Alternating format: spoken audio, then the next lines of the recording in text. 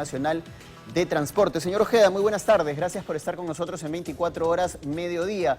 Sus primeras impresiones con respecto a este comunicado hecho público hoy por Petroperú en el que se anuncia el incremento del precio de los combustibles. ¿Cómo va a impactar al transporte, al gremio del cual usted representa, pero sobre todo a todos los peruanos?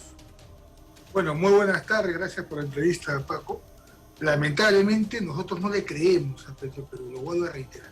En primer lugar, que el fondo de estabilización ya rebalsó, porque el fondo de estabilización que salió hace 3 meses aproximadamente tenía un precio mucho menor al que ellos dicen está en reserva. No es cierto, no es cierto.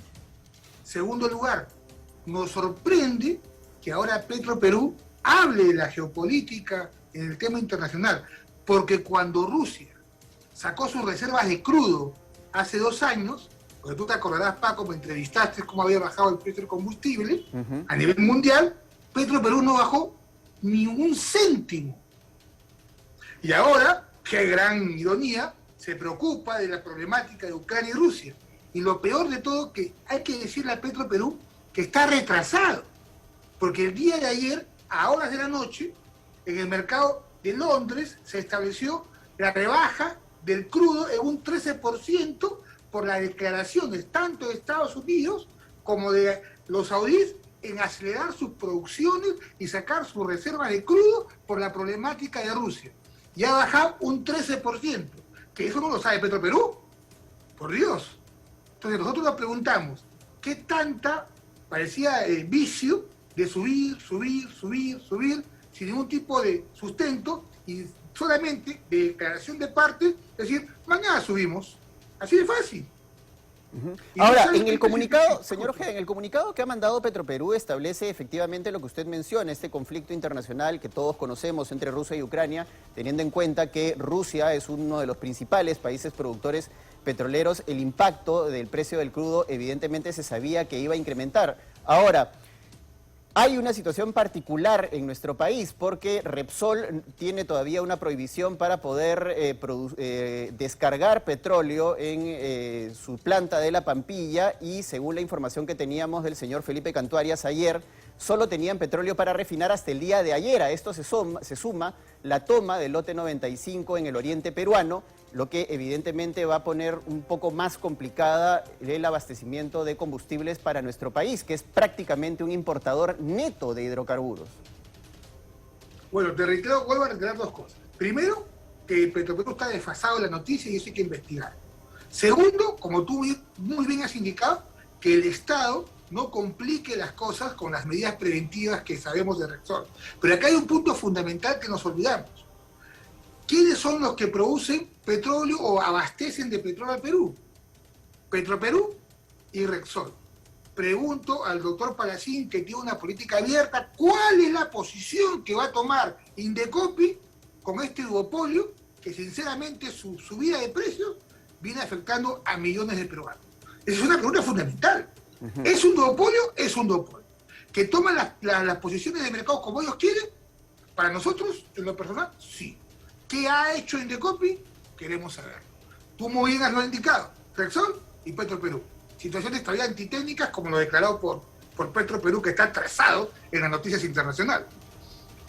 Ahora, ¿qué es lo que va a pasar? ¿Cuál es la alternativa de solución a esta situación del incremento de combustibles y este eventual desabastecimiento que vamos a vivir en las próximas semanas? Porque definitivamente esto va a impactar no solo en el precio de los combustibles, sino evidentemente en las ganancias de las empresas dedicadas al transporte, pero también en el flete, lo que evidentemente se va a trasladar al costo de los productos de primera necesidad.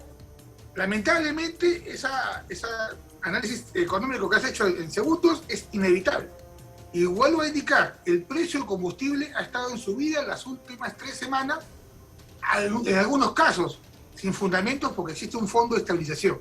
Nosotros como gremio, junto con el gremio camionero, estamos presentando un documento el día de hoy, entre otros puntos que aún no se resuelven, al nuevo ministro debido a la incertidumbre, si sabíamos si el gabinete iba a pasar su evaluación o no.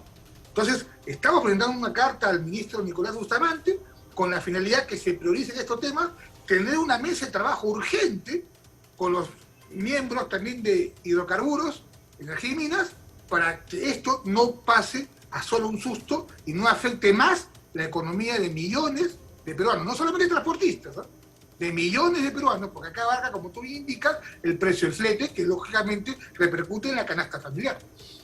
Ahora, hace unas semanas también cuando hablamos, señor Ojeda, yo recuerdo que discutimos la necesidad de trabajar no solo en el Fondo de Estabilización de los Combustibles, sino en la franja, para que precisamente esta tenga una modificación y estos precios o este incremento de precios no sea tan elevado como se va a proyectar en los próximos días. No ha habido ningún avance en materia de conversación con los ministerios correspondientes, ya sea Energía y Minas y Transportes y Comunicaciones, para precisamente debatir una modificación en la franja de precios.